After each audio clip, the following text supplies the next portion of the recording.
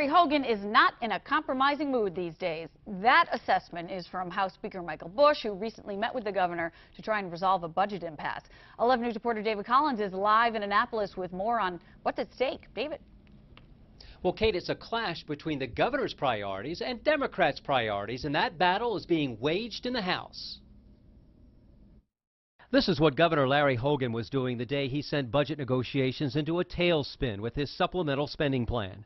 He and Washington Redskins quarterback Robert Griffin III rode roller coasters.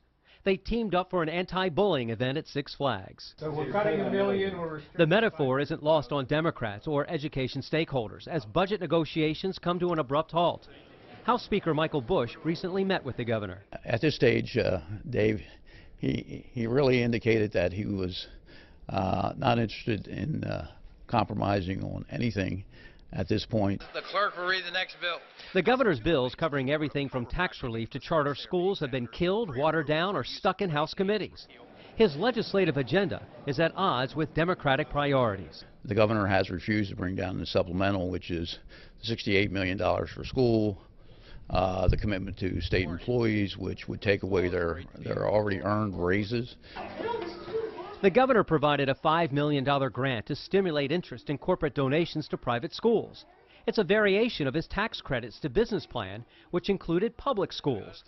The speaker doubts either proposal will survive. He says although the House is open to expanding funds for textbooks and technology, the governor insists on a blank check. We offered that alternative. He flatly turned it down. The speaker believes the governor's bill to expand charter schools still has a shot. And so does tax relief on military pensions.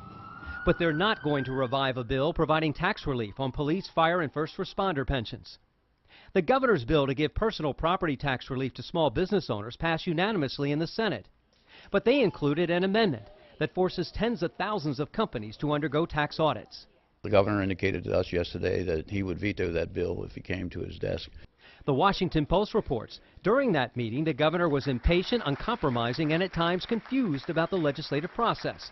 The speaker declined to comment. He remains optimistic. I mean, you have a week to negotiate those issues, and I think that's why you keep the lines of communication open, and hopefully you get to the point where everybody comes to some agreement.